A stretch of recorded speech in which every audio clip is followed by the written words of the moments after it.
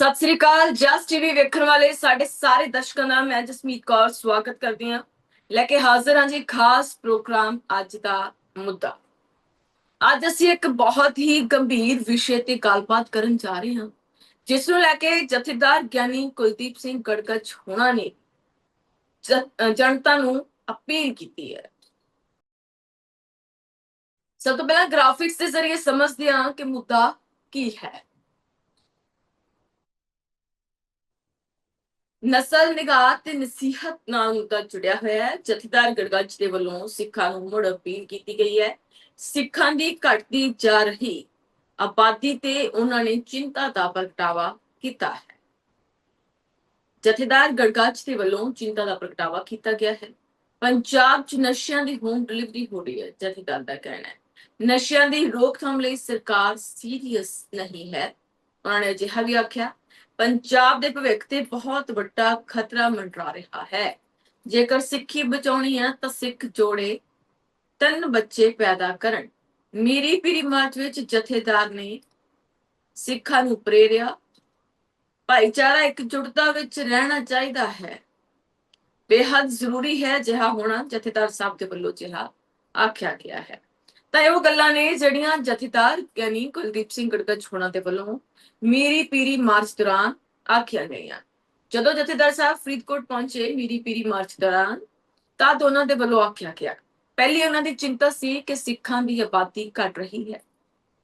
ਇਕਜੁੱਟਤਾ ਦੇ ਨਾਲ ਇਕਜੁੱਟਤਾ ਘਟ ਰਹੀ ਹੈ, ਇਸ ਲਈ ਸਿੱਖਾਂ ਨੂੰ ਚਾਹੀਦਾ ਹੈ ਕਿ ਇਕਜੁੱਟਤਾ ਦੇ ਨਾਲ ਰਹਿਣ।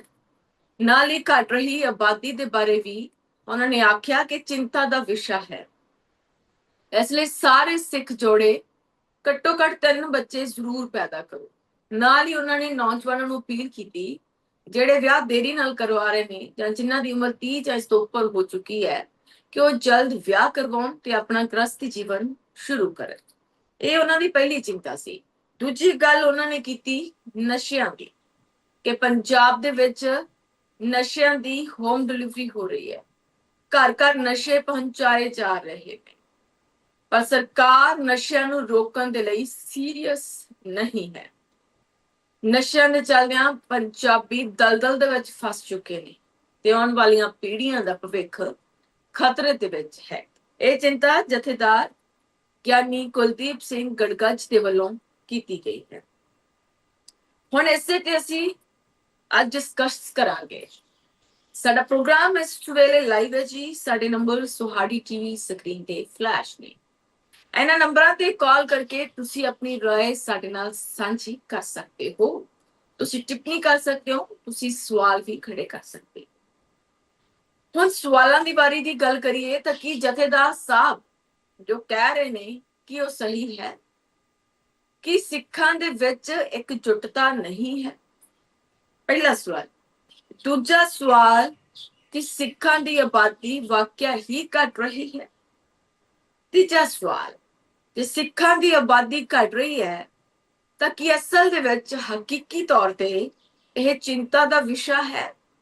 ਚੌਥਾ ਸਵਾਲ, ਜੇਕਰ ਆਬਾਦੀ ਘਟ ਰਹੀ ਹੈ ਤਾਂ ਕਿ ਅੱਜ ਦੇ ਮਹਿੰਗੇ ਦੌਰ ਦੇ ਵਿੱਚ, ਉਸ ਦੌਰ ਦੇ ਵਿੱਚ ਜਦੋਂ ਦੋਹਾਂ ਮਾਂ-ਬਾਪ ਦੇ ਕਮਾਈ ਕੀਤੇ ਬਿਨਾਂ ਘਰ ਨਹੀਂ ਚੱਲ ਸਕਦੇ, ਤਾਂ ਜਿਹੇ ਦੇ ਵਿੱਚ 3 ਬੱਚੇ ਪੈਦਾ ਕਰਨਾ ਕੀ ਸੌਖਾ ਹੈ?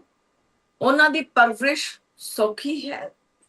ਕੀ ਅਜਿਹਾ ਅੱਜ ਦੇ ਦੌਰ ਦੇ ਵਿੱਚ ਪੋਸੀਬਲ ਹੈ? ਪੰਜਵਾਂ ਸਵਾਲ, ਜਥੇਦਾਰ ਸਾਹਿਬ ਦੇ ਵੱਲੋਂ ਇਹ ਜਿਹੜੀਆਂ ਅਪੀਲਾਂ ਕੀਤੀਆਂ ਗਈਆਂ ਨੇ ਉਸਦੇ ਪਿੱਛੇ ਦੀ ਮਨਸ਼ਾ ਕੀ ਹੋ ਸਕਦੀ ਹੈ? ਉਸ ਤੋਂ ਬਾਅਦ 6ਵਾਂ ਸਵਾਲ ਸਾਡੇ ਦਰਸ਼ਕਾਂ ਦੇ ਲਈ ਹੈ ਕਿ ਵਾਕਈ ਪੰਜਾਬ ਦੇ ਵਿੱਚ ਨਸ਼ਿਆਂ ਦੀ ਦਲਦਲ ਦੇ ਵਿੱਚ ਨੌਜਵਾਨ ਪੂਰੀ ਤਰ੍ਹਾਂ ਗਲਤਾਨ ਹੋ ਚੁੱਕੇ ਨੇ? 7ਵਾਂ ਸਵਾਲ, ਕਿ ਨਸ਼ੇ ਵਾਕਈ ਹੀ ਘਰ ਘਰ ਪਹੁੰਚਾਏ ਜਾ ਰਹੇ ਨੇ? ਕਿ ਨਸ਼ਿਆਂ ਨੂੰ ਖਤਮ ਕਰਨ ਦਾ ਵਾਅਦਾ ਕਰਕੇ ਸੱਤਾ 'ਚ ਆਈ ਆਮ ਆਦਮੀ ਪਾਰਟੀ ਦੀ ਸਰਕਾਰ ਨਸ਼ਿਆਂ ਨੂੰ ਖਤਮ ਕਰਨ ਦੇ ਵਿੱਚ, ਨਸ਼ਿਆਂ ਦੀ ਸਪਲਾਈ ਚੇਨ ਤੋੜਨ ਦੇ ਵਿੱਚ ਅਸਫਲ ਰਹੀ ਹੈ? ਕਿ ਵਾਕਿਆ ਹੀ ਨਸ਼ਾ ਕਦੇ ਪੰਜਾਬ ਚੋਂ ਮੁੱਕੇਗਾ ਜਾਂ ਨਹੀਂ ਮੁੱਕੇਗਾ? ਅਗਲਾ ਸਵਾਲ, ਕਿ ਵਾਕਿਆ ਹੀ ਜੇਕਰ ਸਰਕਾਰਾਂ ਚਾਹਣ, ਜੇਕਰ ਪੁਲਿਸ ਮਹਿਕਮਾ ਚਾਹਵੇ ਤਾਂ ਕੀ ਤਲਾਬ ਚੋਂ ਡਿੱਗੀ ਹੋਈ ਚੱਪਲ ਨਾ ਲੱਭ ਲਿਆ ਹੋਵੇ? ਤਾਂ ਫਿਰ ਨਸ਼ੇ ਰੋਕਣਾ ਕਿੱਡੀ ਕੁ ਵੱਡੀ ਗੱਲ ਹੈ? ਸਵਾਲ ਇਹ ਵੀ ਹੈ। ਹੁਣ ਸਵਾਲ ਇਹ ਹੈ, ਇੱਕ ਵੱਡਾ ਸਵਾਲ, ਕਿ ਨਸ਼ੇ ਪਿਛਲੇ ਕਈ ਸਾਲਾਂ ਤੋਂ ਨੇ, ਕਈ ਦਹਾਕੇ ਹੋ ਗਏ ਨੇ, ਨਸ਼ੇ ਪੰਜਾਬ ਦੇ ਵਿੱਚ ਆਉਂਦੇ ਕਿੱਥੋਂ ਨੇ? ਇਹਨਾਂ ਨੂੰ ਲੈ ਕੇ ਕੌਣ ਆਇਆ ਹੈ ਪੰਜਾਬ ਦੇ ਵਿੱਚ, ਜਦਕਿ ਪੰਜਾਬ ਦੇ ਵਿੱਚ ਸਵਾਏ ਸ਼ਰਾਬ ਦੇ ਕਿਸੇ ਵੀ ਨਸ਼ੇ ਦਾ ਉਤਪਾਦਨ ਨਹੀਂ ਹੁੰਦਾ ਹੈ? ਇਹ ਸਾਡੇ ਸਵਾਲ ਨੇ ਸਾਡੇ ਦਰਸ਼ਕਾਂ ਦੇ ਲਈ। ਇਹਨਾਂ ਤੇ ਹੀ ਅਸੀਂ ਅੱਜ ਡਿਸਕਸ ਕਰਨਾ ਹੈ। ਸਾਡਾ ਜੋ ਮੁੱਦਾ ਹੈ ਤੁਹਾਡੀ ਟੀਵੀ ਸਕਰੀਨ ਤੇ ਨਾਲ ਨਾਲ ਪੁਆਇੰਟਰਸ ਤੇ ਜ਼ਰੀਏ ਚੱਲ ਰਿਹਾ ਹੈ, ਸਵਾਲ ਵੀ ਤੁਹਾਡੀ ਟੀਵੀ ਸਕਰੀਨ ਦੀ ਉੱਪਰਲੀ ਪੱਟੀ ਤੇ ਚੱਲ ਰਹੇ ਨੇ।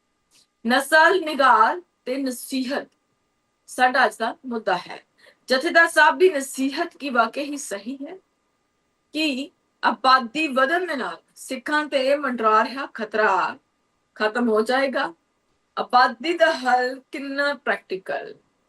ਨਸ਼ਿਆਂ ਦੀ ਹੋਮ ਡਿਲੀਵਰੀ ਕਿਵੇਂ ਰਿਕਵਰੀ? ਇਹ ਸਵਾਲ ਖੜੇ ਹੋ ਰਹੇ ਨੇ। ਨੌਜਵਾਨਾਂ ਕੋਲ ਨਹੀਂ ਰੁਜ਼ਗਾਰ, ਸੁੱਤੀ ਸਰਕਾਰ। ਕੀ ਵਾਕਿਆ ਹੀ ਸਰਕਾਰ ਸੌਂ ਚੁੱਕੀ ਹੈ ਗੂੜੀ ਨੀਂਦਰ ਤੇ ਸਰਕਾਰ ਨੂੰ ਜਗਾਉਣਾ ਮੁਸ਼ਕਿਲ ਹੈ? ਇਹ ਸਵਾਲ ਨੇ ਜਿਹੜੇ ਖੜੇ ਹੋ ਰਹੇ ਨੇ। ਹੁਣ ਜੇਕਰ ਗੱਲ ਕਰੀਏ ਕਿ ਅੱਜ ਦਾ ਵਿਸ਼ਾ ਵਾਕਈ ਚਿੰਤਾ ਵਾਲਾ ਹੈ, ਮਸਲਾ ਵੀ ਗੰਭੀਰ ਹੈ। 3 ਬੱਚੇ ਪੈਦਾ ਕਰਨ ਦੀ ਅਪੀਲ ਕੀਤੀ ਗਈ ਹੈ। ਇੱਕ ਪਾਸੇ ਜਵਾਨੀ ਨਸ਼ਿਆਂ 'ਚ ਖਤਮ ਹੋ ਰਹੀ ਹੈ, ਦੂਜੇ ਪਾਸੇ ਨੌਜਵਾਨ ਬਾਹਰ ਭੱਜ ਰਹੇ ਨੇ। ਅਜਿਹੇ ਦੇ ਵਿੱਚ ਕੀ ਆਬਾਦੀ ਵਧਾਉਣਾ ਹੀ ਕੌਮ ਨੂੰ ਬਚਾਉਣ ਦਾ ਇੱਕੋ ਇੱਕ ਰਾਸਤਾ ਹੈ? ਕੀ ਤੁਸੀਂ ਜਥੇਦਾਰ ਸਾਹਿਬ ਦੇ ਬਿਆਨ ਦੇ ਨਾਲ ਸਹਿਮਤ ਹੋ? ਇਹ ਅਸੀਂ ਅੱਜ ਤੁਹਾਨੂੰ ਸਵਾਲ ਕਰ ਰਹੇ ਹਾਂ ਕਿ ਜਥੇਦਾਰ ਸਾਹਿਬ ਨੇ ਜੋ ਦਲੀਲ ਕੀਤੀ ਹੈ, ਜੋ ਅਪੀਲ ਕੀਤੀ ਹੈ, ਕਿ ਸਿੱਖ ਜੋੜੇ ਉਸ ਅਪੀਲ ਨੂੰ ਮੰਨਣਗੇ? ਸਵਾਲ ਇਹ ਵੀ ਅੱਜ ਖੜਾ ਹੁੰਦਾ ਹੈ ਕਿ ਤੁਸੀਂ ਜਥੇਦਾਰ ਸਾਹਿਬ ਦੇ ਵੱਲੋਂ ਕੀਤੀ ਗਈ ਅਪੀਲ ਦੇ ਨਾਲ ਸਹਿਮਤ ਹੋ? ਕਿ ਉਹਨਾਂ ਨੇ ਜੋ ਹੱਲ ਦੱਸਿਆ ਹੈ ਉਸ ਦੇ ਨਾਲ ਤੁਸੀਂ ਸਹਿਮਤ ਹੋ? ਕਿ ਅੱਜ ਦੇ ਯੁੱਗ ਦੇ ਵਿੱਚ ਇਹ ਪੋਸੀਬਲ ਹੋ ਸਕਦਾ ਹੈ ਕਿ ਜਿਹੜੇ ਨੌਜਵਾਨਾਂ ਦੇ ਕੋਲੇ ਨੌਕਰੀ ਨਹੀਂ ਹੈ, ਕੰਮ ਨਹੀਂ ਹੈ, ਉਹ 3 ਬੱਚੇ ਪੈਦਾ ਕਰਨ? ਫਿਰ ਉਹ ਨੌਜਵਾਨ 3 ਬੱਚਿਆਂ ਨੂੰ ਪਾਲਣਗੇ ਕਿਵੇਂ? ਸਵਾਲ ਵੀ ਖੜਾ ਹੁੰਦਾ ਹੈ। ਕਈ ਸਵਾਲ ਨੇ ਜਿਹੜੇ ਅੱਜ ਇਸ ਅਪੀਲ ਤੋਂ ਬਾਅਦ ਖੜੇ। ਅਜਿਹਾ ਨਹੀਂ ਹੈ ਕਿ ਜਥੇਦਾਰ ਸਾਹਿਬ ਦੇ ਵੱਲੋਂ ਪਹਿਲੀ ਵਾਰ ਅਜਿਹਾ ਕਿਹਾ ਗਿਆ ਹੋਵੇ। ਇਸ ਤੋਂ ਪਹਿਲਾਂ ਵੀ 2 ਦਫਾ ਜਥੇਦਾਰ ਗਿਆਨੀ ਕੁਲਦੀਪ ਸਿੰਘ ਗੜਗੜ ਅਜਿਹੀਆਂ ਅਪੀਲਾਂ ਕਰ ਚੁੱਕੇ ਨੇ। ਵਿਸਾਖੀ ਮੌਕੇ ਵੀ ਉਹਨਾਂ ਦੇ ਵੱਲੋਂ ਅਜਿਹੀ ਅਪੀਲ ਕੀਤੀ ਗਈ। ਸ੍ਰੀ ਅਨੰਦਪੁਰ ਸਾਹਿਬ ਦੇ ਵਿੱਚ ਵੀ ਉਹਨਾਂ ਨੇ ਅਜਿਹੀ ਹੀ ਅਪੀਲ ਕੀਤੀ ਕੌਮ ਦੇ ਨਾਲ। ਲਗਾਤਾਰ ਅਜਿਹੀ ਹੀ ਅਪੀਲ ਕਰ ਰਹੇ ਨੇ ਕਿ ਸਿੱਖ ਆਬਾਦੀ ਵਧਾਈ ਜਾਵੇ। ਇਸੇ ਤੇ ਉਹਨਾਂ ਦਾ ਜ਼ੋਰ ਰਿਹਾ ਹੈ। ਪਰ ਹੁਣ ਸਵਾਲ ਇਹ ਹੈ ਕਿ ਸਿੱਖ ਜੋੜੇ, ਸਿੱਖ ਨੌਜਵਾਨ ਜੋੜੇ ਉਹਨਾਂ ਦੀ ਇਸ ਅਪੀਲ ਦੇ ਨਾਲ ਸਹਿਮਤ ਨੇ ਜਾਂ ਫਿਰ ਅਸਹਿਮਤ ਨੇ? ਕੀ ਉਹ ਜਥੇਦਾਰ ਸਾਹਿਬ ਦੀ ਗੱਲ ਮੰਨਣਗੇ ਜਾਂ ਫਿਰ ਨਹੀਂ ਮੰਨਣਗੇ? ਜਿਹੜੀ ਉਹਨਾਂ ਦੇ ਵੱਲੋਂ ਅਪੀਲ ਕੀਤੀ ਗਈ ਹੈ ਕਿ ਉਸ ਦੇ ਲਈ ਦਿੱਤੀ ਗਈ ਦਲੀਲ ਕਿੰਨੀ ਕੁ ਸਹੀ ਹੈ? ਕਿ ਨਸ਼ਾ ਵਾਕਿਆ ਹੀ ਘਰ ਘਰ ਵਿਕ ਰਿਹਾ, ਘਰ ਘਰ ਨਸ਼ਾ ਪਹੁੰਚ ਰਿਹਾ ਹੈ, ਨੌਜਵਾਨ ਪੂਰੀ ਤਰ੍ਹਾਂ ਇਸ ਦੇ ਵਿੱਚ ਧਸ ਚੁੱਕੇ ਨੇ, ਨੌਜਵਾਨੀ ਨਸ਼ਿਆਂ ਨੇ ਖਾ ਲਈ ਹੈ ਕਿ ਜਿਹੜੇ ਬਚ ਗਏ ਨੇ ਬਾਹਰ ਭੱਜ ਗਏ ਨੇ? ਤਾਂ ਫਿਰ ਪੰਜਾਬ ਦਾ ਭਵਿੱਖ ਕਿਹਨਾਂ ਦੇ ਹੱਥ ਦੇ ਵਿੱਚ ਹੈ? ਕਿ ਪੰਜਾਬ ਦਾ ਭਵਿੱਖ ਉਹਨਾਂ ਪ੍ਰਵਾਸੀਆਂ ਦੇ ਹੱਥ ਵਿੱਚ ਹੈ ਜਿਹੜੇ ਦੂਜੀਆਂ ਸਟੇਟਸ ਤੋਂ ਆਉਂਦੇ ਨੇ ਔਰ ਇੱਥੇ ਪੱਕਿਆਂ ਤੌਰ ਤੇ ਰਹਿਣ ਲੱਗੇ ਨੇ, ਪੱਕੇ ਆਪਣੇ ਮਕਾਨ ਬਣਾ ਲਏ ਨੇ, ਵੋਟਾਂ ਬਣਾ ਲਈਆਂ ਨੇ, ਆਧਾਰ ਕਾਰਡ ਬਣਾ ਲਏ ਨੇ ਪੰਜਾਬ ਨਾਲ ਸੰਬੰਧਿਤ? ਕੀ ਇਹ ਖਤਰੇ ਦੀ ਘੰਟੀ ਨਹੀਂ ਹੈ ਪੰਜਾਬ ਦੇ ਲਈ? ਇਹ ਸਵਾਲ ਨੇ ਸਾਡੇ ਸੀ ਅੱਜ ਦੇ। ਕਿ ਵਾਕਿਆ ਹੀ ਜਿਹੜੀ ਨਸਲ ਹੈ, ਸਾਡੀ ਨਸਲ ਘਟ ਰਹੀ ਹੈ। ਅਸੀਂ ਵੈਸੇ ਵੀ 2% ਕੀ ਇਸ ਤੋਂ ਵੀ ਰੇਸ਼ੋ ਸਾਡੀ ਘਟੀ? ਕਿ ਵਾਕਿਆ ਹੀ ਸਿੱਖੀ ਨਿਗਾਰ ਵੱਲ ਜਾ ਰਹੀ? ਤੇ ਜੇਕਰ ਸਿੱਖੀ ਨਿਗਾਰ ਦੇ ਵੱਲ ਜਾ ਰਹੀ ਹੈ, ਨੌਜਵਾਨੀ ਨਿਗਾਰ ਦੇ ਵੱਲ ਜਾ ਰਹੀ ਹੈ, ਤਾਂ ਉਸਨੂੰ ਉਥਾਣ ਦੇ ਵੱਲ ਕਿਵੇਂ ਲਿਜਾਇਆ ਜਾ ਸਕਦਾ ਹੈ? ਕਿਵੇਂ ਨੌਜਵਾਨ ਨਿੱਘਰ ਦੀ ਅਵਸਥਾ ਤੋਂ ਉਥਾਨ ਵੱਲ ਜਾ ਸਕਦੇ ਨੇ, ਕਿਵੇਂ ਉੱਪਰ ਚੁੱਕੇ ਜਾ ਸਕਦੇ ਨੇ, ਇਹ ਸਵਾਲ ਖੜੇ ਹੁੰਦੇ ਨੇ। ਪਰ ਹੁਣ ਗੱਲ ਇਹ ਹੈ ਕਿ ਅੱਜ ਦਾ ਜੋ ਸਮਾਂ ਹੈ ਇਹ ਬਹੁਤ ਔਖਾ ਵੇਲਾ ਹੈ, ਕਿਉਂਕਿ ਅੱਜ ਦਾ ਨੌਜਵਾਨ ਸਾਰੇ ਪਾਸਿਓਂ ਘਿਰਿਆ ਹੋਇਆ ਹੈ। ਕਰੀਅਰ ਦੀ ਚਿੰਤਾ ਹੈ, ਫਿਰ ਕੰਮ ਉਸ ਹਿਸਾਬ ਨਾਲ ਨਹੀਂ ਨੇ, ਫਿਜ਼ੀਕਲ ਹੈਲਥ ਖਰਾਬ ਹੁੰਦੀ ਹੈ, ਉਹਨੇ ਪੈਸੇ ਨਹੀਂ ਆਉਂਦੇ ਨੇ ਕਿ ਘਰ ਪਰਿਵਾਰ ਆਸਾਨੀ ਦੇ ਨਾਲ ਚਲਾਇਆ ਜਾ ਸਕੇ। ਮਾਂ-ਬਾਪ ਦੀ ਚਿੰਤਾ ਹੈ, ਕਈ ਵਾਰ ਬਹੁਤੀ ਵਾਰ ਅੱਜ ਕੱਲ੍ਹ ਨੌਜਵਾਨਾਂ ਨੂੰ ਘਰੋਂ ਦੂਰ ਜਾ ਕੇ ਕੰਮ ਕਰਨਾ ਪੈਂਦਾ ਹੈ। ਇਸ ਤੇ ਵੀ ਗੱਲ ਕਰਾਂਗੇ, ਇੱਕ ਬ੍ਰੇਕ ਦੇ ਲਈ ਰੁਕ ਲੈਂਦੇ ਹਾਂ। ਬ੍ਰੇਕ ਤੋਂ ਬਾਅਦ ਤੁਹਾਡਾ ਸਵਾਗਤ ਹੈ ਜੀ। ਲਗਾਤਾਰ ਅਸੀਂ ਤੁਹਾਡੇ ਨਾਲ ਜੁੜੇ ਹੋਏ ਹਾਂ, ਤੁਸੀਂ ਵੀ ਸਾਡੇ ਨਾਲ ਜੁੜ ਸਕਦੇ ਹੋ, ਤੁਸੀਂ ਆਪਣੀ ਰਾਏ ਸਾਡੇ ਨਾਲ ਸਾਂਝੀ ਕਰ ਸਕਦੇ ਹੋ। ਸਾਡੇ ਨੰਬਰਸ ਤੁਹਾਡੀ ਟੀਵੀ ਸਕਰੀਨ ਤੇ ਫਲੈਸ਼ ਹੋ ਰਹੇ ਨੇ, ਇਹਨਾਂ ਨੰਬਰਾਂ ਤੇ ਕਾਲ ਕਰਕੇ ਤੁਸੀਂ ਆਪਣੀ ਰਾਏ ਸਾਡੇ ਨਾਲ ਸਾਂਝੀ ਕਰ ਸਕਦੇ ਹੋ। ਤਾਂ ਮੁੱਦੇ ਤੇ ਵਾਪਸ ਆਉਣੇ ਜੀ ਅਸੀਂ। ਮੁੱਦਾ ਹੈ ਸਿੱਖਾਂ ਦੀ ਘਟ ਰਹੀ ਆਬਾਦੀ ਤੇ ਚਿੰਤਾ ਦਾ ਪ੍ਰਗਟਾਵਾ ਕਰਨਾ। ਜਥੇਦਾਰ ਗਿਆਨੀ ਕੁਲਦੀਪ ਸਿੰਘ ਗੜਗੱਚ ਦੇ ਵੱਲੋਂ ਅਜਿਹਾ ਕੀਤਾ ਗਿਆ ਹੈ। ਇਹ ਬਿਆਨ ਬਹੁਤ ਵੱਡਾ ਹੈ, ਧਮਾਕੇਦਾਰ ਹੈ ਅਤੇ ਹੁਣ ਫੈਸਲਾ ਜਨਤਾ ਦੇ ਹੱਥ ਦੇ ਵਿੱਚ ਹੈ। ਜਥੇਦਾਰ ਕਹਿ ਰਹੇ ਨੇ ਕਿ ਸਿੱਖ ਕੌਮ ਸਾਵਧਾਨ ਰਹੇ, ਆਪਣੀ ਆਬਾਦੀ ਵਧਾਏ, ਪਰ ਕੀ ਆਮ ਜਨਤਾ ਇਸ ਅਪੀਲ ਨੂੰ ਅਪਣਾਉਣ ਨੂੰ ਤਿਆਰ ਹੈ? ਪੰਜਾਬ ਦੇ ਵਿੱਚ ਨਸ਼ੇ ਵਹਿ ਰਹੇ ਨੇ, ਰੁਜ਼ਗਾਰ ਹੈ ਨਹੀਂ, ਫਿਰ ਕੌਮ ਦਾ ਭਵਿੱਖ ਕਿੱਧਰ ਜਾ ਰਿਹਾ ਹੈ? ਇਹ ਸਵਾਲ ਹੈ। ਅੱਜ ਚੁੱਪ ਰਹਿਣ ਦਾ ਸਮਾਂ ਨਹੀਂ ਹੈ, ਅੱਜ ਬੋਲਣ ਦਾ ਸਮਾਂ ਹੈ। ਅੱਜ ਤੁਸੀਂ ਆਪਣੀ ਰਾਏ ਸਾਡੇ ਨਾਲ ਸਾਂਝੀ ਕਰ ਸਕਦੇ ਹੋ ਕਿ ਤੁਸੀਂ ਕੀ ਕਹਿਣਾ ਚਾਹੁੰਦੇ ਹੋ ਇਸ ਸਭ ਦੇ ਬਾਰੇ। ਹੁਣ ਸਵਾਲਾਂ ਦੀ ਜੇਕਰ ਲੜੀ ਸ਼ੁਰੂ ਕਰੀਏ ਤਾਂ ਕਈ ਸਵਾਲ ਮੈਂ ਫਸਟ ਸੈਗਮੈਂਟ ਦੇ ਵਿੱਚ ਹੀ ਦੱਸੇ ਸੀ। ਸਾਡੇ ਦਰਸ਼ਕ ਕਿਵੇਂ ਦੇਖਦੇ ਨੇ ਇਸ ਅਪੀਲ ਨੂੰ, ਕਿ ਵਾਕਿਆ ਹੀ ਅੱਜ ਦੇ ਨੌਜਵਾਨ ਮੁੰਡੇ ਕੁੜੀਆਂ ਇਸ ਅਪੀਲ ਦੇ ਨਾਲ ਸਹਿਮਤ ਨੇ, ਕਿ ਵਾਕਿਆ ਹੀ ਉਹ ਇਸ ਅਪੀਲ ਨੂੰ ਮੰਨਣਗੇ? ਤਿੰਨ ਬੱਚੇ ਪੈਦਾ ਕਰਨ ਦੇ ਲਈ ਜਥੇਦਾਰ ਦੇ ਵੱਲੋਂ ਆਖਿਆ ਗਿਆ ਕਿ ਅੱਜ ਦੇ ਯੁੱਗ ਦੇ ਵਿੱਚ ਇਹ ਆਸਾਨ ਹੈ, ਕਿਉਂਕਿ ਅੱਜ ਮਹਿੰਗਾ ਯੁੱਗ ਹੈ। ਅੱਜ ਕੱਲ੍ਹ ਸਿਹਤਾਂ ਵੀ ਉਵੇਂ ਨਹੀਂ ਹਨ ਜਿਵੇਂ ਪਹਿਲਾਂ ਹੋਇਆ ਕਰਦੀਆਂ ਸੀ, ਖੁਰਾਕਾਂ ਵੀ ਉਵੇਂ ਨਹੀਂ ਹਨ ਜਿਵੇਂ ਪਹਿਲਾਂ ਹੋਇਆ ਕਰਦੀਆਂ ਸੀ, ਕਿਉਂਕਿ ਮਿਲਾਵਟੀ ਤੇ ਅੱਜ ਕੱਲ੍ਹ ਉਨੀ ਜਾਨ ਵੀ ਸਰੀਰਾਂ ਦੇ ਵਿੱਚ ਨਹੀਂ ਹੈ ਜਿਵੇਂ ਪਹਿਲਾਂ ਹੋਇਆ ਕਰਦੀ ਸੀ। ਜੇਕਰ ਆਬਾਦੀ ਘਟ ਰਹੀ ਹੈ, ਇਹ ਚਿੰਤਾ ਦਾ ਵਿਸ਼ਾ ਹੈ, ਜਥੇਦਾਰ ਸਾਹਿਬ ਦੇ ਵੱਲੋਂ ਆਖਿਆ ਗਿਆ ਹੈ, ਕਿਉਂਕਿ ਸਿੱਖ ਦੇਸ਼ ਦੇ ਵਿੱਚ ਮਾਈਨੋਰਿਟੀਜ਼ ਦੇ ਵਿੱਚ ਸਿਰਫ 2% ਦੀ ਦੁਨੀਆ ਭਰ ਦੇ ਵਿੱਚ। ਪਰ ਕੀ ਆਬਾਦੀ ਵਧਾਉਣ ਦੇ ਨਾਲ ਸਾਡੀਆਂ ਸਾਰੀਆਂ ਸਮੱਸਿਆਵਾਂ ਦਾ ਹੱਲ ਹੋ ਜਾਏ? ਰੁਜ਼ਗਾਰ ਸਾਡੇ ਕੋਲ ਹੈ ਨਹੀਂ, ਕੌਮ ਦੇ ਵਿੱਚ ਏਕਤਾ ਹੈ ਨਹੀਂ, ਫੁੱਟ ਹੈ। ਇਹ ਚੀਜ਼ਾਂ ਕਿਵੇਂ ਪੋਸੀਬਲ ਹੋ ਸਕਦੀਆਂ ਨੇ? ਕਿ ਵਾਕਿਆ ਹੀ ਨੌਜਵਾਨ ਸਾਡਾ ਕੁਰਾਹੇ ਪੈ ਗਿਆ ਹੈ, ਉਹਨਾਂ ਨੂੰ ਰਾਹ ਤੇ ਲਿਆਂਦਾ ਜਾ ਸਕਦਾ ਹੈ, ਜਾਂ ਫਿਰ ਤਿੰਨ ਬੱਚੇ ਪੈਦਾ ਕਰਨ ਦੀ ਅਪੀਲ ਤਾਂ ਜਥੇਦਾਰ ਸਾਹਿਬ ਨੇ ਕਰ ਦਿੱਤੀ ਹੈ। ਨੌਜਵਾਨਾਂ ਨੇ ਸੁਧਰਨਾ ਕੋਈ ਨਹੀਂ, ਜ਼ਿੰਦਗੀ ਖਰਾਬ ਉਹਨਾਂ ਦੀ ਹੋ ਜਾਣੀ ਜਿਹੜੀਆਂ ਵਿਆਹ ਕੇ ਲਿਆਂਦੀਆਂ, ਕਿਉਂਕਿ ਰੋਟੀ ਉਹਨਾਂ ਨੂੰ ਵੀ ਚਾਹੀਦੀ ਹੈ, ਜੰਮੇ ਹੋਏ ਬੱਚਿਆਂ ਨੂੰ ਵੀ ਚਾਹੀਦੀ ਹੈ। ਜਿਹੜੇ ਨੌਜਵਾਨਾਂ ਕੋਲ ਰੁਜ਼ਗਾਰ ਨਹੀਂ ਹੈ, ਨਸ਼ੇ ਦੇ ਵਿੱਚ ਗੜਚ ਹੋ ਚੁੱਕੇ ਨੇ, ਉਹ ਆਪਣਾ ਪਰਿਵਾਰ ਕਿਵੇਂ ਪਾਲਣ? ਕਿ ਇਸ ਦਾ ਕੋਈ ਤੋੜ ਹੈ ਕਿਸੇ ਦੇ ਕੋਲ ਇਸ ਚੀਜ਼ ਦਾ? ਨੌਜਵਾਨਾਂ ਕੋਲ ਨਹੀਂ ਰੁਜ਼ਗਾਰ, ਸੁੱਤੀ ਸਰਕਾਰ, ਇਹ ਸਵਾਲ ਖੜਾ ਹੁੰਦਾ ਹੈ।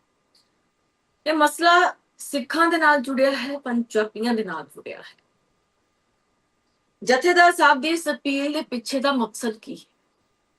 ਕਿਉਂਕਿ ਜਥੇਦਾਰ ਸਾਹਿਬ ਵਾਰ-ਵਾਰ ਇਹ ਅਪੀਲ ਕਰ ਰਹੇ ਨੇ। ਇੱਕ ਸਾਲ ਦੇ ਵਿੱਚ ਲਗਭਗ 3 ਵਾਰ ਅਜਿਹੀ ਅਪੀਲ ਸਿੱਖ ਕੌਮ ਨੂੰ ਕਰ ਚੁੱਕੇ ਨੇ ਕਿ ਤੁਸੀਂ ਜਥੇਦਾਰ ਸਾਹਿਬ ਦੀ ਅਪੀਲ ਦੇ ਨਾਲ ਸਹਿਮਤ ਹੋ ਜਾਂ ਅਸਹਿਮਤ ਹੋ। ਕਿ ਵਾਕਿਆ ਹੀ ਇੱਕ ਇਹੀ ਤਰੀਕਾ ਹੈ ਸਿੱਖ ਆਬਾਦੀ ਨੂੰ ਵਧਾਉਣ ਦਾ, ਸਿੱਖਾਂ ਨੂੰ ਬਚਾਉਣ ਦਾ। ਫਿਰ ਸਵਾਲ ਨੰਬਰ 3, ਰੁਜ਼ਗਾਰ ਹੈ ਨਹੀਂ, ਰੁਜ਼ਗਾਰ ਕਿੱਥੋਂ ਆਵੇਗਾ? ਸਵਾਲ ਨੰਬਰ 4, ਉਹਨਾਂ ਬੱਚਿਆਂ ਨੂੰ ਪਾਲੇਗਾ ਕੌਣ? ਸਵਾਲ ਨੰਬਰ 5, ਅੱਜ ਦਾ ਯੁੱਗ ਇੰਨਾ ਮਹਿੰਗਾ ਹੈ ਕਿ ਦੋਹਾਂ ਦੇ ਕੰਮ ਕੀਤੇ ਬਿਨਾਂ ਸਰਦਾ ਨਹੀਂ ਹੈ। ਇੱਕ ਬੱਚਾ ਇੱਕ ਔਰਤ ਦੇ ਮਿਨੀਮਮ 5 ਸਾਲ ਤੱਕ ਲੈ ਜਾਂਦਾ ਹੈ। 5 ਸਾਲ ਤੱਕ ਉਹ ਸਹੀ ਤਰੀਕੇ ਨਾਲ ਬਾਹਰ ਨਿਕਲ ਕੇ ਕੰਮ ਨਹੀਂ ਕਰ ਸਕਦੀ ਹੈ। ਤਾਂ 5 ਸਾਲ ਉਸਦਾ ਘਰ ਚਲਾਉਣ ਦੀ ਜ਼ਿੰਮੇਵਾਰੀ ਕਿਸ ਦੀ ਹੈ? ਨਾ ਤੇ ਅੱਜ ਕੱਲ ਪੈਸਾ ਹੋਣਾ, ਨਾ ਰੁਜ਼ਗਾਰ ਦੇ ਮੌਕੇ ਨੇ, ਇਹ ਸਵਾਲ ਵੀ ਖੜੇ ਹੁੰਦੇ ਨੇ, ਕਿਉਂਕਿ ਅੱਜ ਦੀ ਯੰਗਰ ਪੀੜ੍ਹੀ ਹੈ ਜਿਹੜੀ ਬਹੁਤ ਪ੍ਰੈਕਟੀਕਲ ਹੈ। ਕੀ ਜਥੇਦਾਰ ਸਾਹਿਬ ਦੇ ਕੋਲ ਇਸ ਦਾ ਕੋਈ ਪਲਾਨ ਹੈ, ਜਾਂ ਫਿਰ ਜਥੇਦਾਰ ਸਾਹਿਬ ਉਸ ਫਲਸਫੇ ਤੇ ਚੱਲ ਰਹੇ ਨੇ ਗੁਰੂ ਸਾਹਿਬਾਨਾਂ ਦੇ ਤੇ ਜਦੋਂ ਨਿਹੰਗਾਂ ਦੀਆਂ ਛੋਣੀਆਂ ਸ਼ੁਰੂ ਹੋਈਆਂ ਸੀ ਤਾਂ ਸਿੱਖ ਪੰਥ ਦੇ ਵੱਲੋਂ ਆਪਣੇ ਘਰ ਦਾ ਇੱਕ ਇੱਕ ਬੱਚਾ ਗੁਰੂ ਸਾਹਿਬਾਨਾਂ ਨੂੰ ਦਿੱਤਾ ਜਾਂਦਾ ਸੀ। ਇਹ ਬਹੁਤ ਪੁਰਾਣਾ ਚੱਲਿਆ ਆ ਰਿਹਾ ਹੈ। ਉਹ ਨਿਹੰਗ ਸੱਜਿਆ ਕਰਦਾ ਸੀ, ਇਸ ਤਰ੍ਹਾਂ ਹੋਇਆ ਕਰਦਾ ਸੀ। ਅੱਜ ਕੱਲ ਇਹ ਪ੍ਰਥਾ ਹੈ ਜਿਹੜੀ ਘਟ ਗਈ ਹੈ। ਕਿ ਜਥੇਦਾਰ ਸਾਹਿਬ ਦਾ ਇਸ਼ਾਰਾ ਇਸ ਪਾਸੇ ਵੀ ਹੈ ਕਿ ਸਿੱਖ ਕੌਮ ਵਾਕਿਆ ਹੀ ਅੱਜ ਬੈਕਫੁੱਟ ਤੇ ਹੈ। ਇਸ ਸਿੱਖ ਕੌਮ ਨੂੰ ਫਰੰਟ ਫੁੱਟ ਤੇ ਲਿਆਂਦਾ ਜਾ ਸਕਦਾ ਹੈ। ਆਬਾਦੀ ਲਈ ਹੱਲ ਕਿ ਵਾਕਈ ਪ੍ਰੈਕਟੀਕਲ ਹੈ। ਫਿਰ ਦੂਸਰੀ ਗੱਲ, ਜਥੇਦਾਰ ਸਾਹਿਬ ਨਸ਼ਿਆਂ ਦੀ ਹੋਮ ਡਿਲੀਵਰੀ ਦੀ ਕਰ ਰਹੇ ਨੇ ਕਿ ਪੰਜਾਬ ਦੇ ਵਿੱਚ ਨਸ਼ੇ ਮੁੱਕ ਨਹੀਂ ਰਹੇ, ਸਰਕਾਰ ਸੀਰੀਅਸ ਨਹੀਂ ਹੈ, ਘਰ ਘਰ ਨਸ਼ਿਆਂ ਦੀ ਹੋਮ ਡਿਲੀਵਰੀ ਹੋ ਰਹੀ ਹੈ।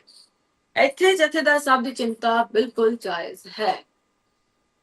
ਹੁਣ ਸਾਡਾ ਸਵਾਲ ਦਰਸ਼ਕਾਂ ਨੂੰ ਹੈ ਕਿ ਤੁਹਾਡੇ ਪਿੰਡ, ਕੀ ਤੁਹਾਡੇ ਸ਼ਹਿਰ ਦੇ ਵਿੱਚ ਵੀ ਨਸ਼ਾ ਵਿਕਦਾ ਹੈ? ਕਿ ਵਾਕਈ ਤੁਹਾਡੇ ਪਿੰਡ ਜਾਂ ਤੁਹਾਡੇ ਸ਼ਹਿਰ ਦੇ ਮੁੰਡੇ ਕੁੜੀਆਂ ਨਸ਼ਿਆਂ ਦੇ ਵਿੱਚ ਗਲਤਾਨ ਹੋ ਰਹੇ? ਕੀ ਕਦੇ ਨਸ਼ਾ ਛਡਾਉਣ ਵਾਲੇ ਕੰਮ ਨੇ ਜਿਹੜੇ ਪਿੰਡ ਵਾਸੀਆਂ ਵੱਲੋਂ ਆਪਣੇ ਤੌਰ ਤੇ ਕੀਤੇ ਗਏ? ਕੀ ਤੁਹਾਡੇ ਪਿੰਡ ਜਾਂ ਤੁਹਾਡੇ ਸ਼ਹਿਰ ਦੀ ਪੁਲਿਸ ਦੇ ਵੱਲੋਂ ਨਸ਼ਾ ਤਸਕਰਾਂ ਤੇ ਸਖਤ ਕਾਰਵਾਈ ਕੀਤੀ ਗਈ?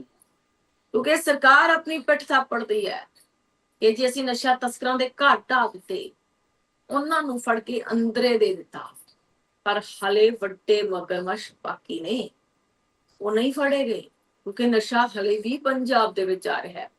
ਜੇਕਰ ਤੁਸੀਂ ਸੈਂਕੜੇ ਤਸਕਰ ਫੜ ਲਏ, ਹਜ਼ਾਰਾਂ ਤਸਕਰ ਫੜ ਲਏ ਨਿੱਕੇ ਮੋਟੇ, ਤਾਂ ਫਿਰ ਨਸ਼ਾ ਕਿੱਥੋਂ ਆ ਰਿਹਾ ਹੈ? ਕੌਣ ਲੈ ਕੇ ਆ ਰਿਹਾ ਹੈ? ਕੋਈ ਤੇ ਹੈ ਜੋ ਵੱਡੀ ਪੱਧਰ ਤੇ ਵੱਡੀ ਖੇਪ ਨਸ਼ਿਆਂ ਦੀ ਨੌਜਵਾਨਾਂ ਤੱਕ ਸਪਲਾਈ ਕਰ ਰਿਹਾ ਹੈ ਤੇ ਪੀੜ੍ਹੀਆਂ ਨਸਲਾਂ ਖਰਾਬ ਕਰ ਰਿਹਾ ਹੈ।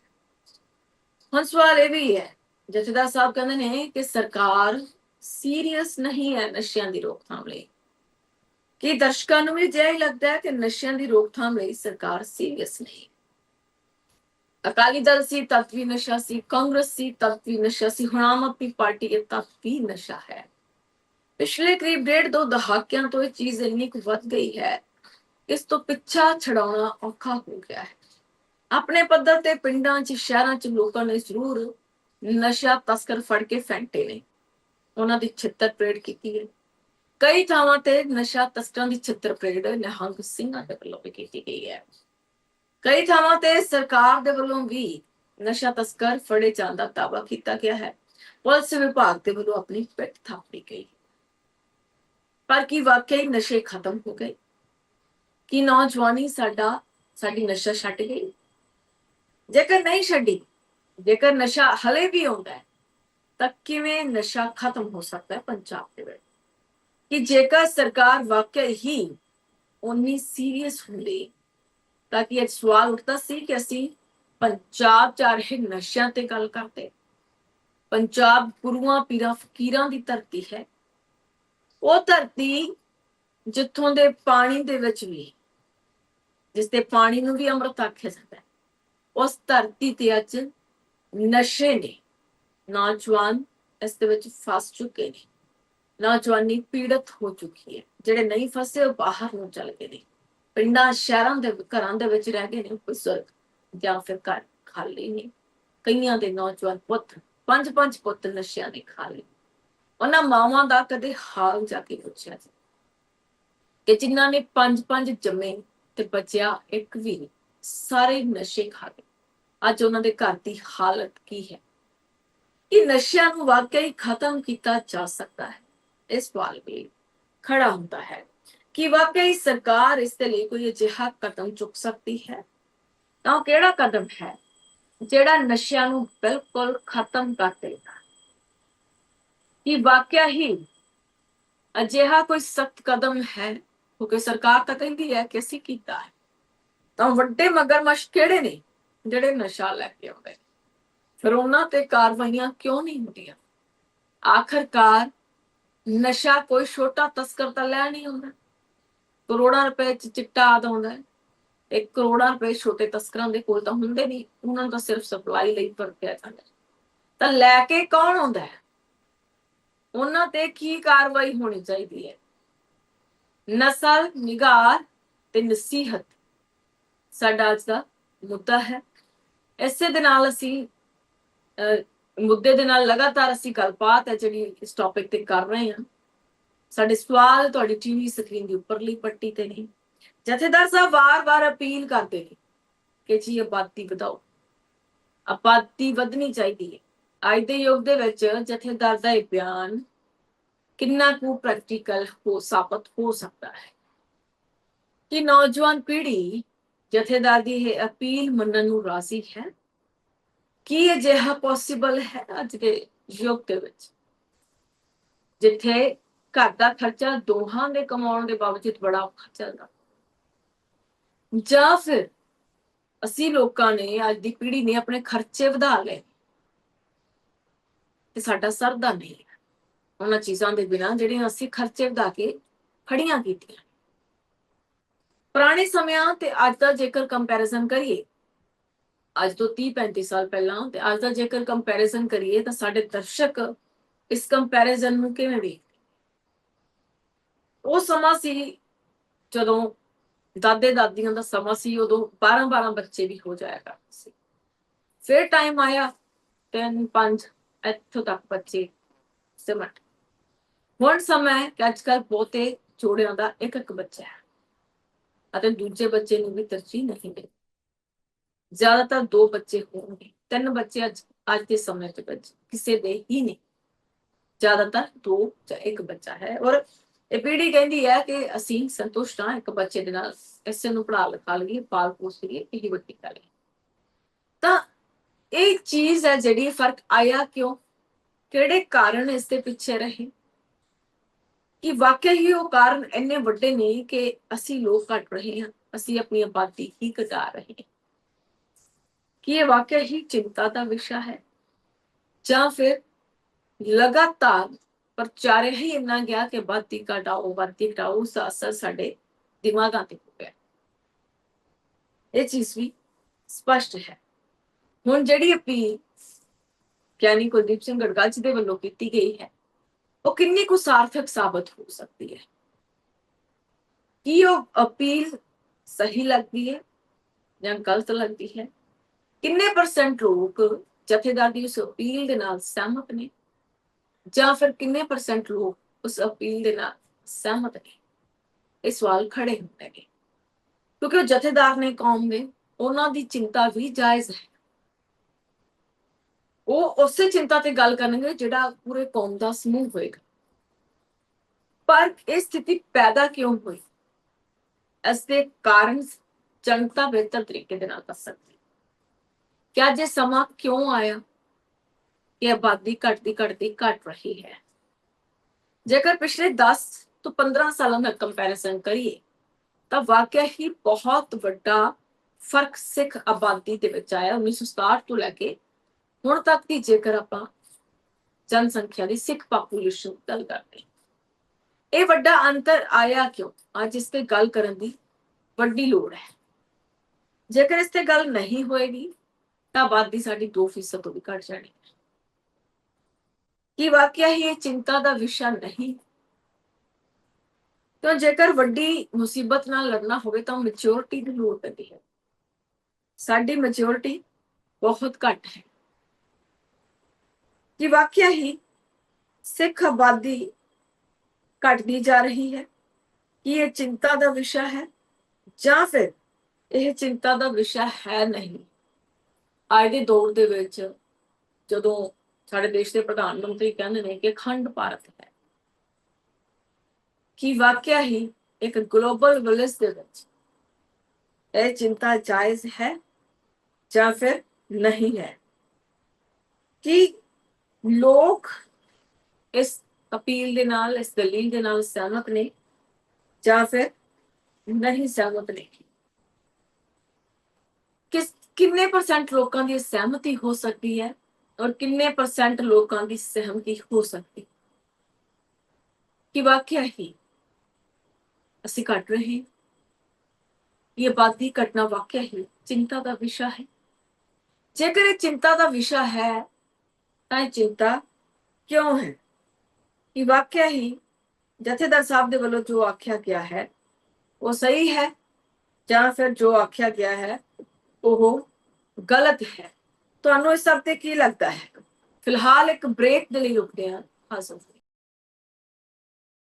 ਬ੍ਰੇਕ ਤੋਂ ਬਾਅਦ ਤੁਹਾਡਾ ਸਵਾਗਤ ਹੈ ਜੀ। ਲਗਾਤਾਰ ਅਸੀਂ ਤੁਹਾਡੇ ਨਾਲ ਜੁੜੇ ਹੋਏ ਹਾਂ। ਤੁਸੀਂ ਵੀ ਸਾਡੇ ਨਾਲ ਜੁੜ ਸਕਦੇ ਹੋ। ਸਾਡੇ ਨੰਬਰਸ ਤੁਹਾਡੀ ਟੀਵੀ ਸਕਰੀਨ ਤੇ ਫਲੈਸ਼ ਹੋ ਰਹੇ ਨੇ। ਇਹਨਾਂ ਨੰਬਰਾਂ ਤੇ ਕਾਲ ਕਰ ਸਕਦੇ ਹੋ ਤੇ ਤੁਸੀਂ ਆਪਣੀ ਰਾਏ ਸਾਡੇ ਨਾਲ ਸਾਂਝੀ ਕਰ ਸਕਦੇ ਹੋ। ਤਾਂ ਸਵਾਲ ਕਈ ਨੇ ਜਿਹੜੇ ਖੜੇ ਹੁੰਦੇ ਨੇ ਕਿ ਜਥੇਦਾਰ ਗੜਗੱਜ ਵੱਲੋਂ ਸਿੱਖਾਂ ਨੂੰ 3 ਬੱਚੇ ਪੈਦਾ ਕਰਨ ਦੀ ਅਪੀਲ ਦੇ ਪਿੱਛੇ ਮੁੱਖ ਕਾਰਨ ਕੀ ਹੈ? ਕਿ ਸਿਰਫ ਬੱਚਿਆਂ ਦੀ ਗਿਣਤੀ ਵਧਾਉਣ ਨਾਲ ਸਿੱਖ ਕੌਮ ਦੀਆਂ ਮੌਜੂਦਾ ਚੁਣੌਤੀਆਂ ਹੱਲ ਹੋ ਜਾਣਗੀਆਂ? ਇਹ ਸਵਾਲ ਹੈ। ਅੱਜ ਦੇ ਮਹਿੰਗਾਈ ਦੇ ਦੌਰ ਦੇ ਵਿੱਚ 3 ਬੱਚਿਆਂ ਦੀ ਪਰਵਰਿਸ਼ ਕਰਨਾ ਇੱਕ ਆਮ ਪਰਿਵਾਰ ਲਈ ਕਿੰਨਾ ਕੁ ਵਿਹਾਰਕ ਯਾਨੀ ਕਿ ਪ੍ਰੈਕਟੀਕਲ ਹੈ? ਕਿ ਜਥੇਦਾਰ ਦੀ ਇਹ ਅਪੀਲ ਪੰਜਾਬ 'ਚ ਹੋ ਰਹੇ ਸਿੱਖ ਨੌਜਵਾਨਾਂ ਦੇ ਪ੍ਰਵਾਸ ਨੂੰ ਰੋਕਣ ਦੇ ਵਿੱਚ ਮਦਦਗਾਰ ਹੋਵੇਗੀ? ਕਿ ਅਜਿਹੇ ਬਿਆਨਾਂ ਨਾਲ ਸਿੱਖਾਂ ਦੀ ਆਬਾਦੀ ਦੇ ਡੈਮੋਗ੍ਰਾਫਿਕ ਸੰਤੁਲਨ ਨੂੰ ਬਦਲਿਆ ਜਾ ਸਕਦਾ ਹੈ? ਸਵਾਲ ਇਹ ਖੜੇ ਹੁੰਦੇ ਨੇ। ਸਵਾਲ ਇਹ ਵੀ ਹੈ ਕਿ ਮੀਰੀ ਪੀਰੀ ਮਾਰਚ ਦੌਰਾਨ ਜੋੜਿਆਂ ਨੂੰ ਵਿਆਹਾਂ ਲਈ ਪ੍ਰੇਰਿਤ ਕਰਨ ਦੇ ਪਿੱਛੇ ਕੀ ਸੋਚ ਹੈ? ਅੱਜ ਦੇ ਸਮੇਂ ਦੇ ਵਿੱਚ ਨੌਜਵਾਨਾਂ ਦੇ ਵੱਲੋਂ ਵਿਆਹ ਦੇ ਵਿੱਚ ਦੇਰੀ ਦੇ ਮੁੱਖ ਸਮਾਜਿਕ ਤੇ ਆਰਥਿਕ ਕਾਰਨ ਕਿਹੜੇ ਨੇ? ਕਿਉਂ ਅੱਜ ਕੱਲ੍ਹ ਨੌਜਵਾਨ ਵਿਆਹ ਨੇ ਜਿਹੜੇ 30+ ਹੋ ਕੇ ਕਰਵਾ ਰਹੇ ਨੇ? ਜ਼ਿਆਦਾਤਰ ਵਿਆਹ ਅੱਜ 30, 35, 36 ਜਾਂ 38 ਸਾਲ ਦੀ ਉਮਰ ਦੇ ਵਿੱਚ ਹੋ ਰਹੇ ਨੇ। ਐਸੇ ਕੀ ਕਾਰਨ ਨੇ? ਕਿਉਂ ਨੌਜਵਾਨ 30+ ਹੋ ਕੇ ਵਿਆਹ ਕਰਵਾ ਰਹੇ ਨੇ? ਕੋਈ ਸਮਾਂ ਸੀ ਜਦੋਂ 22, 23, 25 ਹੱਥ ਹੁੰਦੀ ਸੀ ਉਮਰ, ਉਸ ਉਮਰ ਦੇ ਵਿੱਚ ਵਿਆਹ ਕਰ ਦਿੱਤਾ ਜਾਂਦਾ ਸੀ। ਕਿ ਧਾਰਮਿਕ ਮੰਚਾਂ ਤੋਂ ਵਿਆਹ ਤੇ ਪਰਿਵਾਰ ਨਿਯੋਜਨ ਵਰਗੇ ਨਿੱਜੀ ਫੈਸਲਿਆਂ ਤੇ ਅਪੀਲ ਕਰਨਾ ਤੁਸੀਂ ਸਹੀ ਮੰਨਦੇ ਹੋ? ਪੰਜਾਬ ਦੇ ਵਿੱਚ ਨਸ਼ਿਆਂ ਦੀ ਹੋਮ ਡਿਲੀਵਰੀ ਹੋਣ ਦੇ ਦਾਅਵੇ ਪਿੱਛੇ ਪ੍ਰਸ਼ਾਸਨ ਦੀ ਕਿਹੜੀ ਨਾਕਾਮੀ ਸਾਹਮਣੇ ਆਉਂਦੀ ਹੈ? ਇਹ ਸਵਾਲ ਹੈ। ਜਥੇਦਾਰ ਦੇ ਬਿਆਨ ਮੁਤਾਬਕ ਸਰਕਾਰ ਨਸ਼ਿਆਂ ਦੀ ਰੋਕਥਾਮ ਲਈ ਗੰਭੀਰ ਕਿਉਂ ਨਹੀਂ ਵਿਖਾਈ ਦੇ ਰਹੀ? ਨਸ਼ਿਆਂ ਦੇ ਕਾਰੋਬਾਰ ਨੂੰ ਪੂਰੀ ਤਰ੍ਹਾਂ ਖਤਮ ਕਰਨ ਲਈ ਸਰਕਾਰ ਨੂੰ ਤੁਰੰਤ ਕਿਹੜੇ ਕਦਮ ਚੁੱਕਣੇ ਚਾਹੀਦੇ ਨੇ? ਪੰਜਾਬ ਦੀ ਨੌਜਵਾਨੀ ਨੂੰ ਦਲਦਲ ਦੇ ਵਿੱਚੋਂ ਕੱਢਣ ਲਈ ਧਾਰਮਿਕ ਸੰਸਥਾਵਾਂ ਖੁਦ ਕੀ ਯੋਗਦਾਨ ਪਾ ਰਹੀਆਂ ਨੇ? ਇਹ ਸਵਾਲ ਹੈ ਜਿਹੜੇ ਉਹ ਖੜੇ ਹੋ ਰਹੇ ਨੇ। ਜਥੇਦਾਰ ਦੇ ਵੱਲੋਂ ਸਿੱਖ ਭਾਈਚਾਰੇ ਨੂੰ ਇਕਜੁੱਟ ਰਹਿਣ ਦੀ ਅਪੀਲ ਅੱਜ ਦੇ ਸਮੇਂ ਦੇ ਵਿੱਚ ਕਿਉਂ ਜ਼ਰੂਰੀ ਹੋ ਗਈ ਹੈ? ਉਹ ਕਿਹੜੀਆਂ ਪੰਥ ਵਿਰੋਧੀ ਤਾਕਤਾਂ ਨੇ ਜਿਨ੍ਹਾਂ ਤੋਂ ਸਿੱਖ ਕੌਮ ਨੂੰ ਹਮੇਸ਼ਾ ਸਾਵਧਾਨ ਰਹਿਣ ਲਈ ਆਖਿਆ ਗਿਆ ਹੈ? ਸਿੱਖ ਕੌਮ ਦੇ ਅੰਦਰੂਨੀ ਮਤਭੇਦਾਂ ਨੂੰ ਖਤਮ ਕਰਕੇ ਇਕਜੁੱਟਤਾ ਕਿਵੇਂ ਕਾਇਮ ਕੀਤੀ ਜਾ ਸਕਦੀ ਹੈ? ਕਿ ਸਿੱਖ ਸਿਆਸਤ ਤੇ ਧਾਰਮਿਕ ਲੀਡਰਸ਼ਿਪ ਆਪਸੀ ਮਤਭੇਦ ਭੁਲਾ ਕੇ ਇੱਕ ਮੰਚ ਤੇ ਇਕੱਠੇ ਹੋ ਸਕਦੇ ਨੇ? ਇਹ ਸਾਡੇ ਸਵਾਲ ਖੜੇ ਹੁੰਦੇ ਨੇ। ਕਿ ਜਥੇਦਾਰ ਦੇ ਇਸ ਬਿਆਨ ਦਾ ਅਸਰ ਪੰਜਾਬ ਦੀ ਸਿਆਸਤ ਤੇ ਵੇਖਣ ਨੂੰ ਮਿਲੇਗਾ? ਜੇਕਰ ਨੌਜਵਾਨਾਂ ਕੋਲ ਰੁਜ਼ਗਾਰ ਨਹੀਂ ਹੋਏਗਾ ਤਾਂ ਆਬਾਦੀ ਵਧਾਉਣ ਦੀ ਅਪੀਲ ਦਾ ਸਮਾਜ ਤੇ ਕੀ ਪ੍ਰਭਾਵ ਪਏਗਾ? ਕਿ ਅਜਿਹੇ ਬਿਆਨ ਸਿੱਖ ਸਮਾਜ ਵਿੱਚ ਔਰਤਾਂ ਦੀ ਸਿਹਤ ਅਤੇ ਉਹਨਾਂ ਦੇ ਅਧਿਕਾਰਾਂ ਦੇ ਪੱਖ ਤੋਂ ਨਹੀਂ ਸਹੀ ਹਨ? ਜਥੇਦਾਰ ਇਸ ਪੂਰੇ ਬਿਆਨ ਤੋਂ ਬਾਅਦ ਆਮ ਸਿੱਖ ਸੰਗਤ ਅਤੇ ਨੌਜਵਾਨਾਂ ਦੀ ਕੀ ਪ੍ਰਤੀਕਿਰਿਆ ਹੈ? ਇਹ ਸਾਡੇ ਸਵਾਲ ਨੇ ਜਿਹੜੇ ਅੱਜ ਦਰਸ਼ਕਾਂ ਦੇ ਲਈ ਹੈ। ਇਸੇ ਤੇ ਅਸੀਂ ਅੱਜ ਚਰਚਾ ਕਰ ਰਹੇ ਹਾਂ ਕਿ ਜਥੇਦਾਰ ਦਾ ਬਿਆਨ ਔਰਤਾਂ ਦੀ ਸਿਹਤ ਦੇ ਪੱਖ ਤੋਂ ਸਹੀ? ਕਿ ਜਥੇਦਾਰ ਦੇ ਇਸ ਬਿਆਨ ਦੇ ਨਾਲ ਸਿੱਖ ਕੌਮ ਨੂੰ ਆ ਰਹੀਆਂ ਚੁਣੌਤੀਆਂ ਖਤਮ ਹੋ ਜਾਣਗੀਆਂ? ਜੇਕਰ ਨੌਜਵਾਨ ਪੀੜ੍ਹੀ ਇਹ ਮੰਨ ਵੀ ਲੈਂਦੀ ਹੈ, 3 ਬੱਚੇ ਪੈਦਾ ਵੀ ਕਰ ਲੈਂਦੀ ਹੈ, ਤਾਂ ਕਿ ਵਾਕਈ ਸਿੱਖ ਕੌਮ ਨੂੰ ਦਰਪੇਸ਼ ਚੁਣੌਤੀਆਂ ਦਾ ਹੱਲ ਮਿਲ ਜਾਏਗਾ ਜਾਂ ਫਿਰ ਹੱਲ ਦਾ ਕੋਈ ਹੋਰ ਤਰੀਕਾ ਲੱਭਣਾ ਪਏਗਾ? ਕਿ ਵਾਕਈ ਨਸ਼ੇ ਜੇਕਰ ਪੰਜਾਬ ਦੇ ਵਿੱਚ ਨਹੀਂ ਤਾਂ ਉਹਨਾਂ ਦਾ ਹੱਲ ਕੀ ਹੈ?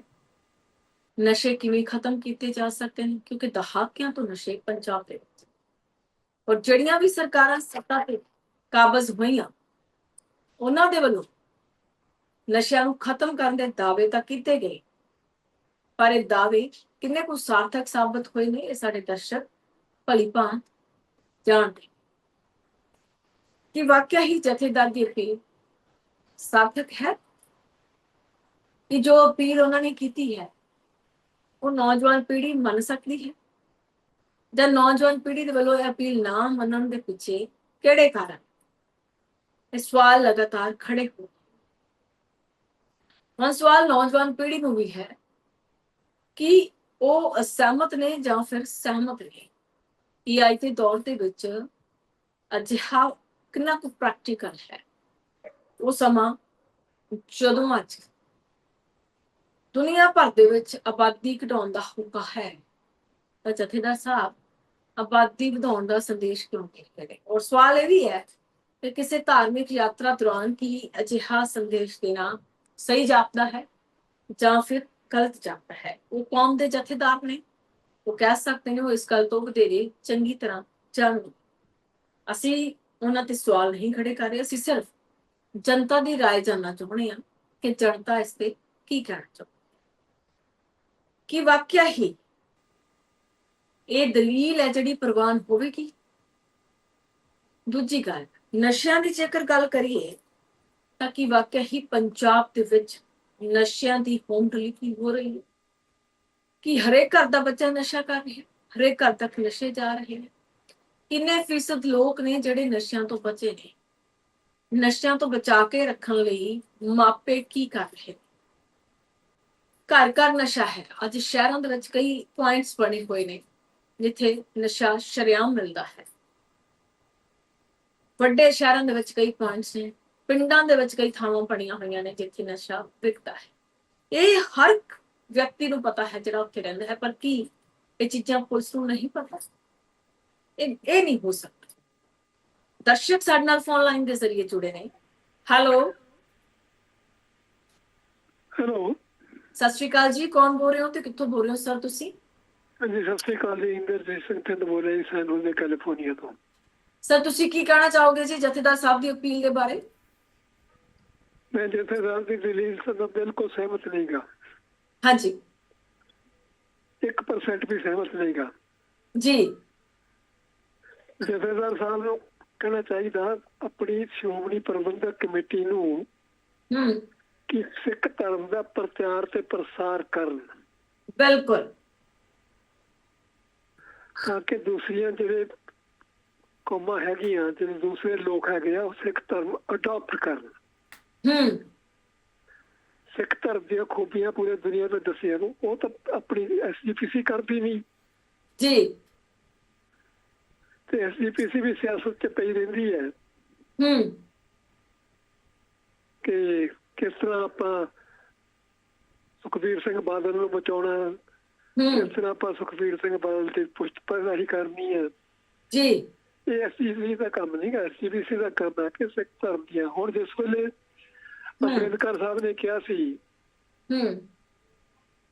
ਕਿ ਸਾਡੇ ਸਾਰੇ ਦਲਿਤ ਭਰਾਈ ਜਿਹੜੇ ਹੈਗੇ ਆ ਉਹ ਸਿੱਖ ਅਡਾਪਟ ਕਰਨ ਵਾਸਤੇ ਤਿਆਰ ਆ ਜੀ, ਉਸ ਲਈ ਉਹਨਾਂ ਨੇ ਰਿਫਿਊਜ਼ ਕਰ ਦਿੱਤਾ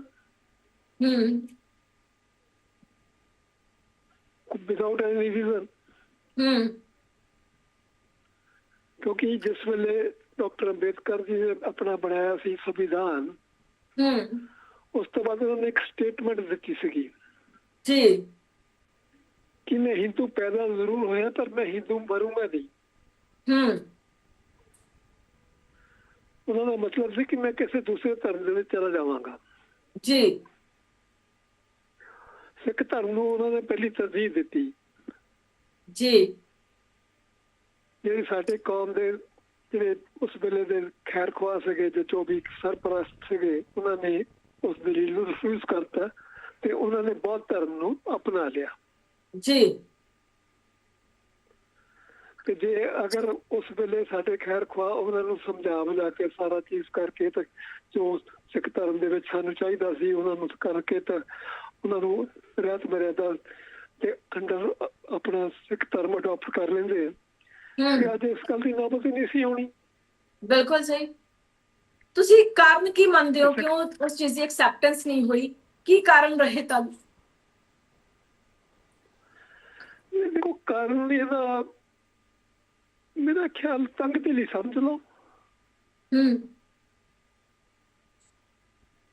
ਛੋਟੀਆਂ ਜਾਤਾਂ ਇਹ ਸਿੱਖ ਧਰਮ ਦੇ ਵਿੱਚ ਨਹੀਂ ਚਾਹੀਦੀਆਂ ਕਿਉਂਕਿ ਸਾਡੇ ਦਸਮ ਪਾਤਸ਼ਾਹ ਨੇ ਜਿਹੜੀ ਸੀ ਜਾਤ ਪਾਤ ਉਹਦਾ ਦਾ ਕੰਮ ਮੁਕਾ ਦਿੱਤਾ ਸੀ। ਬਿਲਕੁਲ ਸਹੀ। ਸਭ ਨੂੰ ਸਮਾਨਤਾ ਦਿੱਤੀ ਸੀ। ਸਿੱਖ ਧਰਮ ਇੱਕ ਐਸਾ ਧਰਮ ਹੈ ਜਿਸ ਨੇ ਔਰਤ ਨੂੰ ਤੇ ਮਰਦ ਨੂੰ ਸਮਾਨਤਾ ਸਭ ਤੋਂ ਪਹਿਲੇ ਦਿੱਤੀ। ਬਿਲਕੁਲ ਸਹੀ। ਬਾਕੀ ਧਰਮਾਂ ਨੇ ਦੁਨੀਆ ਨੇ ਬਹੁਤ ਬਾਅਦ ਚ ਦਿੱਤੀ ਤੇ ਇਸ ਕਰਕੇ ਇਹ ਚੀਜ਼ ਵੀ ਉਸ ਵੇਲੇ ਸਾਡੇ ਸਾਹਮਣੇ ਨਹੀਂ ਸੀ ਆਉਣੀ ਚਾਹੀਦੀ। ਸੋ ਹੁਣ ਅੱਜ ਤੁਸੀਂ ਜਿਹੜੀਆਂ ਦਲੀਲਾਂ ਦਿੰਦੇ ਹੋ ਇਹ ਤਾਂ ਤੁਹਾਡੀ ਜਿਹੜੀ ਇੱਕ ਤਰ੍ਹਾਂ ਦੀ ਬੰਦੇ ਦੀ ਪਰਸਨਲ ਨਿੱਜੀ ਲਾਈਫ ਦੇ ਵਿੱਚ ਦਖਲ ਅੰਦਾਜ਼ੀ ਹੈ, ਮੈਂ ਇਹਨੂੰ ਸਮਝਦਾ। ਜੀ ਜੀ ਬਿਲਕੁਲ। ਦੂਸਰਿਆਂ ਦੇ ਵਿਚਾਰ ਅਲੱਗ ਹੋ ਸਕਦੇ, ਮੇਰੇ ਨਾਲ ਮੈਂ ਦੂਸਰਿਆਂ ਦੇ ਵਿਚਾਰਾਂ ਦੀ ਬਿਲਕੁਲ ਕਦਰ ਕਰਾਂਗਾ। ਉਹ ਆਪਣੇ ਵਿਚਾਰ ਇਸ ਤਰ੍ਹਾਂ ਮਰਜ਼ੀ ਰੱਖਣ, ਮੈਂ ਉਹਨਾਂ ਦੇ ਵਿਚਾਰਾਂ ਦੀ ਬੇਕਦਰ ਕਰ। ਮੈਂ ਆਪਣੀ ਨਿੱਜੀ ਗੱਲ ਕਰਦਾ ਕਿ ਮੇਰੀ ਨਿੱਜੀ ਲਾਈਫ ਦੇ ਵਿੱਚ ਇੱਕ ਦਖਲ ਅੰਦਾਜ਼ੀ ਹੈ। ਤੇ ਜੇਕਰ ਆਪਾਂ ਨਸ਼ਿਆਂ ਦੀ ਗੱਲ ਕਰੀਏ, ਸਟੇਟਮੈਂਟਾਂ ਦੀ ਇਸ ਤਰ੍ਹਾਂ ਦੀ ਪੋਜੀਸ਼ਨ ਤੇ ਬੈਠੇ ਸ਼ਖਸੀਅਤਾਂ ਤੋਂ ਆਸ ਉਮੀਦ ਨਹੀਂ ਕਰਨੀ ਚਾਹੀਦੀ, ਔਰ ਨਾ ਉਹਨਾਂ ਨੂੰ ਇਸ ਤਰ੍ਹਾਂ ਦੀਆਂ ਦੇਣੀਆਂ ਚਾਹੀਦੀਆਂ ਦਲੀਲਾਂ। ਹੁਣ ਇੱਕ ਚੀਜ਼ ਦੇਖੋ, ਜਿਹੜੀ ਇੱਕ ਇੰਸੀਡੈਂਟ ਆਈ ਸੀ ਪੰਜਾਬ ਦੇ ਵਿੱਚ, ਕੋਈ ਛੋਟੀ ਜਾਤੀ ਦਾ ਸੀਗਾ ਮਜ਼੍ਹਬੀ ਸਿੱਖ, ਉਹ ਗੁਰੂ ਗ੍ਰੰਥ ਸਾਹਿਬ ਆਪਣਾ ਸਰੂਪ ਲੈਣ ਵਾਸਤੇ ਗੁਰਦੁਆਰਾ ਸਾਹਿਬ ਗਿਆ ਤੇ ਉਹਨਾਂ ਨੂੰ ਸਰੂਪ ਨਹੀਂ ਦਿੱਤਾ। ਅੱਛਾ, ਇਹ ਹੋ ਚੁੱਕਾ ਹੈ। ਅੱਛਾ, ਤੇ ਉਹਨਾਂ ਨੇ ਕਰਨਾ ਸੀ ਆਪਣੀ ਬੇਟੀ ਦਾ ਵਿਆਹ, ਤੇ ਬੇਟੇ ਦਾ ਵਿਆਹ ਉਹ ਨਹੀਂ ਤਾਂ ਉਹਨਾਂ ਨੇ ਸ਼ਹੀਦ ਭਗਤ ਸਿੰਘ ਦੀ ਫੋਟੋ ਰੱਖ ਕੇ ਤੇ ਉਹਦੇ ਦੁਆਲੇ 4 ਚੱਕਰ ਲਾ ਕੇ ਤਾਂ ਪਲੱਸ ਬੰਦ ਕਰ ਲਿਆ। ਕੀ ਅਸੀਂ ਉਹਨਾਂ ਸ਼ਖਸਾਂ ਨੂੰ ਸਿੱਖ ਧਰਮ ਤੋਂ ਦੂਰ ਨਹੀਂ ਕੀਤਾ? ਬਿਲਕੁਲ ਰੀਅਲ ਇੰਸੀਡੈਂਟ ਹੈ, ਮੈਂ ਕੋਈ ਆਪਣੇ ਕੋਲੋਂ ਨਹੀਂ ਦੱਸ ਰਿਹਾ ਜੀ। ਸੋ ਤੇ ਜਦੋਂ ਆਪਾਂ ਆਪਣੀਆਂ ਕਿਰਤੀਆਂ ਨੂੰ ਦੂਰ ਨਹੀਂ ਕਰਾਂਗੇ ਤਦ ਤੱਕ ਅਸੀਂ ਉਹਨਾਂ ਨੂੰ, ਦੂਸਰੀਆਂ ਕੌਮਾਂ ਨੂੰ ਸਿੱਖ ਧਰਮ ਦੇ ਵਿੱਚ ਨਹੀਂ ਜਾ ਸਕਦੇ। ਸਹੀ ਗੱਲ। ਮੇਰਾ ਵਧੇਰੇ ਸਮਾਂ ਗੁਜ਼ਰਿਆ ਮਹਾਰਾਸ਼ਟਰ ਦੇ ਬੰਬੇ ਸ਼ਹਿਰ ਦੇ ਵਿੱਚ। ਉੱਥੇ ਇੱਕ ਆਦਮੀ ਸੀ, ਉਹ ਸਬਜ਼ੀ ਭਾਜੀ ਵੇਚਿਆ ਕਰਦਾ ਸੀਗਾ ਤੇ ਉਹਦੇ ਕੋਲ ਮਤਲਬ ਜ਼ਿਆਦਾ ਕੋਈ ਸਾਧਨ ਨਹੀਂ ਸੀ ਤੇ ਉਹਨੇ ਗੁਰਦੁਆਰੇ ਆਉਣਾ ਤੇ ਲੰਗਰ ਛਕ ਜਾਣਾ। ਤੇ ਅਸੀਂ ਉਹਨਾਂ ਨੂੰ ਜਿਸ ਤਰ੍ਹਾਂ ਬਾਕੀਆਂ ਦਾ ਸਤਿਕਾਰ ਨਾਲ ਲੰਗਰ ਛਕਾਈਦਾ, ਉਹਨਾਂ ਦੇ ਸਤਿਕਾਰ ਨਾਲ ਲੰਗਰ ਛਕਾਉਣਾ, ਉਹ ਇੰਨਾ ਪ੍ਰਭਾਵ ਕੇ ਦੋਗੇ ਸਿੱਖਿਜ਼ਮ ਅਡਾਪਟ ਕਰ ਲਈ, ਅੰਮ੍ਰਿਤ ਛਕ ਲਿਆ। ਇਹ ਵੀ ਸੱਚੀ ਇੰਸੀਡੈਂਟ ਆ। ਸੋ ਇਸ ਤਰ੍ਹਾਂ ਸਿੱਖ ਧਰਮ ਨੂੰ ਅੱਗੇ ਲਿਜਾਇਆ ਜਾ ਸਕਦਾ। ਇਸ ਤਰ੍ਹਾਂ ਦੀ ਦਲੀਲਾਂ ਦੇ ਕੇ ਨਹੀਂ ਲਿਜਾਇਆ ਜਾ ਸਕਦਾ। ਇਹ ਹੈ ਮੇਰੇ ਵਿਚਾਰ ਚ। ਬਹੁਤ ਬਹੁਤ ਧੰਨਵਾਦ ਤੁਹਾਡਾ, ਤੁਸੀਂ ਸਮਾਂ ਦਿੱਤਾ। ਬਹੁਤ ਸ਼ੁਕਰੀਆ, ਬਹੁਤ ਧੰਨਵਾਦ ਸਰ, ਤੁਸੀਂ ਪ੍ਰੋਗਰਾਮ ਦੇ ਲਈ ਸਮਾਂ ਕੱਢਿਆ। ਬਹੁਤ ਸ਼ੁਕਰੀਆ ਤੁਹਾਡਾ। ਬਹੁਤ ਅੱਛੀ ਰਾਏ ਤੁਸੀਂ ਸਾਡੇ ਨਾਲ ਸਾਂਝੀ ਕੀਤੀ ਹੈ। ਤੁਸੀਂ ਆਪਣੇ ਵਿਚਾਰ ਤੱਕ ਰਾਏ ਨੇ। ਫਿਲਹਾਲ ਇੱਕ ਛੋਟੇ ਜਿਹੇ ਵਕਫੇ ਦੇ ਲਈ ਰੁਕ ਲੈਣੇ ਆ। ਚਲ ਹਾਸਨੇ ਆ ਬ੍ਰੇਕ ਤੋਂ ਬਾਅਦ ਤੁਹਾਡਾ ਸਵਾਗਤ ਹੈ ਜੀ। ਲਗਾਤਾਰ ਅਸੀਂ ਤੁਹਾਡੇ ਨਾਲ ਜੁੜੇ ਹੋਏ ਹਾਂ, ਤੁਸੀਂ ਵੀ ਸਾਡੇ ਨਾਲ ਜੁੜ ਸਕਦੇ ਹੋ। ਸਾਡੇ ਨੰਬਰ ਤੁਹਾਡੀ ਟੀਵੀ ਸਕਰੀਨ ਤੇ ਫਲੈਸ਼ ਹੋ ਰਹੇ ਨੇ। ਇਹਨਾਂ ਨੰਬਰਾਂ ਤੇ ਕਾਲ ਕਰਕੇ ਤੁਸੀਂ ਆਪਣੀ ਰਾਏ ਸਾਡੇ ਨਾਲ ਸਾਂਝੀ ਕਰ ਸਕਦੇ ਹੋ, ਸਵਾਲ ਖੜਾ ਕਰ ਸਕਦੇ ਹੋ ਤੇ ਟਿੱਪਣੀ ਕਰ ਸਕਦੇ ਹੋ। ਮੁੱਦੇ ਤੇ ਵਾਪਸ ਆਉਣੇ ਆ। ਸਾਡੇ ਨਾਲ ਇੱਕ ਦਰਸ਼ਕ ਬ੍ਰੇਕ ਤੋਂ ਪਹਿਲਾਂ ਜੁੜੇ ਸੀ, ਉਹਨਾਂ ਦਾ ਵਿਚਾਰ ਸੀ ਕਿ ਜਥੇਦਾਰ ਸਾਹਿਬ ਨੇ ਜੋ ਕਿਹਾ ਉਹ ਸਹੀ ਨਹੀਂ ਹੈ ਔਰ ਇਹ ਨਿੱਜੀ ਜ਼ਿੰਦਗੀ ਦੇ ਵਿੱਚ ਦਖਲ ਹੈ। ਕਿ ਵਾਕਈ ਸਾਡੇ ਦਰਸ਼ਕ ਵੀ, ਬਾਕੀ ਦਰਸ਼ਕ ਵੀ ਅਜਿਹਾ ਹੀ ਮੰਨਦੇ ਨੇ। ਜਥੇਦਾਰ ਸਾਹਿਬ ਨੇ ਜੋ ਅਪੀਲ ਕੀਤੀ ਉਸ ਨਾਲ ਸਾਡੇ ਕਿਹੜੇ ਦਰਸ਼ਕ ਸਹਿਮਤ ਨੇ ਔਰ ਕਿੰਨੇ ਦਰਸ਼ਕ ਅਸਹਿਮਤ ਨੇ, ਇਹ ਅਸੀਂ ਅੱਜ ਇੱਕ ਸਰਵੇ ਦੇ ਤੌਰ ਤੇ ਇਸ ਨੂੰ ਲੈ ਰਹੇ ਹਾਂ ਕਿ ਨੌਜਵਾਨ ਪੀੜ੍ਹੀ ਇਸ ਅਪੀਲ ਨੂੰ ਐਕਸੈਪਟ ਕਰੇਗੀ ਜਾਂ ਫਿਰ ਨਹੀਂ ਕਰੇਗੀ। ਇਸ ਸਿੱਖ ਧਰਮ ਦੀ, ਸਿੱਖਾਂ ਦੀ ਆਬਾਦੀ ਵਧਾਉਣ ਦਾ ਇੱਕੋ ਇੱਕ ਹੱਲ ਇਹ ਹੈ ਕਿ ਜਿਹੜੇ ਲੋਕ ਸਿੱਖ ਧਰਮ ਅਪਣਾਉਣਾ ਚਾਹੁੰਦੇ ਨੇ ਕਿ ਵਾਕਿਆ ਹੀ ਅਸੀਂ ਲੋਕ ਉਹਨਾਂ ਦੇ ਰਸਤੇ ਦੇ ਵਿੱਚ ਅੜਿੱਕੇ ਲਾਉਣੇ ਆ ਤੇ ਅਸੀਂ ਤੁਹਾਨੂੰ ਸਾਡੇ ਧਰਮ ਦੇ ਵਿੱਚ ਆਉਣ ਦੀ ਇਜਾਜ਼ਤ ਨਹੀਂ ਦੇ ਸਕਦੇ। ਕਿਉਂਕਿ ਬਹੁਤੀ ਵਾਰ ਅਸੀਂ ਵੀ ਦੇਖਦੇ ਹਾਂ, ਜੇਕਰ ਕੋਈ ਕਨਵਰਟਡ ਹੋਵੇ ਤਾਂ ਅਸੀਂ ਉਸਨੂੰ ਸਤਿਕਾਰ ਨਹੀਂ ਦਿੰਦੇ।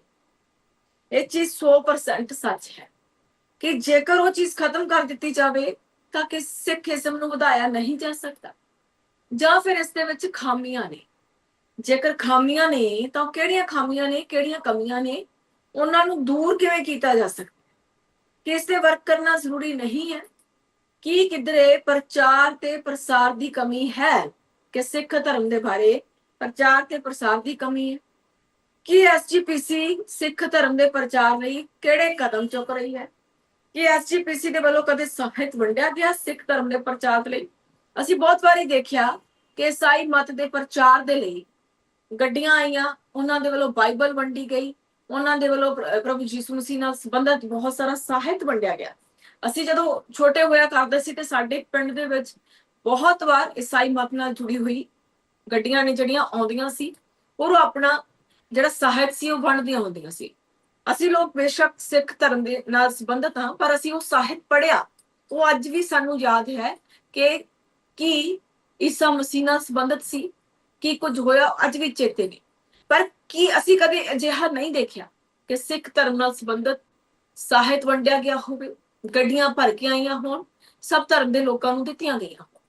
ਇਹ ਕਮੀ ਸਾਡੇ ਧਰਮ ਦੇ ਵਿੱਚ, ਸਿੱਖ ਧਰਮ ਦੇ ਵਿੱਚ ਹੈ। ਔਰ ਇਹ ਕਮੀ ਦੂਰ ਕਿਉਂ ਨਹੀਂ ਹੋ ਰਹੀ ਹੈ? ਕਿ ਇਸ ਦੇ ਲਈ ਸਿੱਖ ਪ੍ਰਚਾਰਕ ਜ਼ਿੰਮੇਵਾਰ ਨਹੀਂ, ਉੱਚ ਸੰਸਥਾਵਾਂ ਤੇ ਬੈਠੇ ਆਗੂ ਜ਼ਿੰਮੇਵਾਰ ਨਹੀਂ, ਐਸਜੀਪੀਸੀ ਜ਼ਿੰਮੇਵਾਰ ਨਹੀਂ, ਤਾਂ ਕੀ ਜਥੇਦਾਰ ਦੀ ਅਪੀਲ ਸਿਰਫ ਆਬਾਦੀ ਵਧਾਉਣ ਦਾ ਇੱਕ ਹੱਲ ਹੈ? ਆਬਾਦੀ ਵਧਾ ਦੇਣ ਦੇ ਨਾਲ ਸਾਰੀਆਂ ਚੁਣੌਤੀਆਂ ਦੂਰ ਹੋ ਜਾਣਗੀਆਂ ਜਾਂ ਫਿਰ ਨਹੀਂ ਹੋਣਗੀਆਂ? ਕੀ ਸਿੱਖੀਜ਼ਮ ਦਾ ਪ੍ਰਚਾਰ ਘੱਟ ਕਿਉਂ ਹੈ ਜਾਂ ਨਾ ਦੇ ਬਰਾਬਰ ਕਿਉਂ ਹੈ? ਇਹ ਠੀਕ ਹੈ ਕਿ ਜਦੋਂ ਵੀ ਕਿਤੇ ਭੀੜ ਪੈਂਦੀ ਹੈ ਸਿੱਖ ਜਾਂਦੇ ਨੇ ਮਦਦ ਕਰਨ ਲਈ, ਉਸੇ ਕਰਕੇ ਲੋਕ ਸਾਨੂੰ ਜਾਣਦੇ ਨੇ। ਪਰ ਅਸੀਂ ਆਪਣੀ ਮਦਦ, ਆਪਣੇ ਲੋਕਾਂ ਦੀ ਮਦਦ ਕਿੰਨੀ ਕੁ ਕਰਦੇ ਹਾਂ? ਇਕਜੁੱਟਤਾ ਸਾਡੇ ਵਿੱਚ ਹੈ ਨਹੀਂ, ਇਹ ਸੱਚ ਹੈ। ਅਸੀਂ ਲੋਕ ਕਦੇ ਸਿਰ ਜੋੜ ਕੇ ਨਹੀਂ ਬਹਿੰਦੇ, ਅਸੀਂ ਆਪਸ ਦੇ ਵਿੱਚ ਹੀ ਲੜਦੇ ਹਾਂ। ਉਹ ਚੀਜ਼ ਖਤਮ ਕਿਵੇਂ ਹੋਏਗੀ? ਉਹ ਚੀਜ਼ ਵੀ ਕਿਸੇ ਤਰੀਕੇ ਨਾਲ ਤੇ ਖਤਮ ਹੋਣੀ ਚਾਹੀਦੀ ਹੈ। ਇਕਜੁੱਟਤਾ ਰੱਖੋ, ਇਹ ਜਥੇਦਾਰ ਸਾਹਿਬ ਨੇ ਆਖਿਆ। ਕੌਮ ਨੂੰ ਇਕਜੁੱਟਤਾ ਦੀ ਲੋੜ ਹੈ।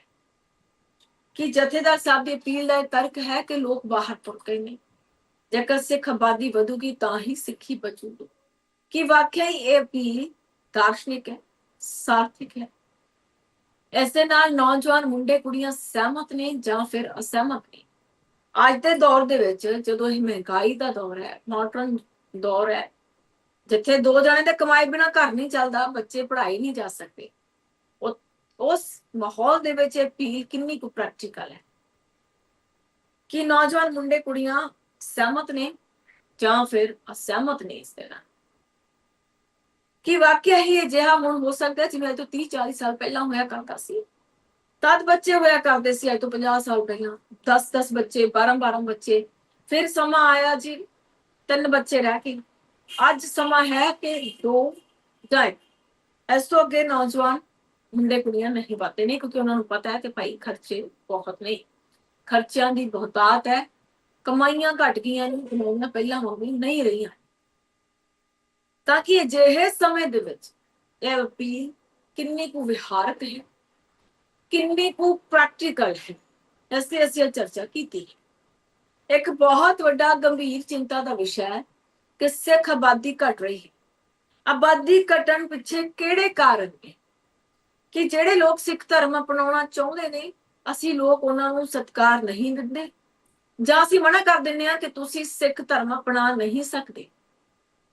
ਕਿ ਸਾਡੇ ਜੋ ਸਿੱਖ ਧਰਮ ਨੇ ਉਸ ਦੇ ਵਿੱਚ ਸਖਤਾਈ ਇੰਨੀ ਹੈ ਕਿ ਲੋਕ ਖੁਦ ਦਾ ਹੀ ਧਰਮ ਛੱਡ ਕੇ ਹੋਰ ਧਰਮ ਅਪਣਾ ਰਹੇ ਨੇ।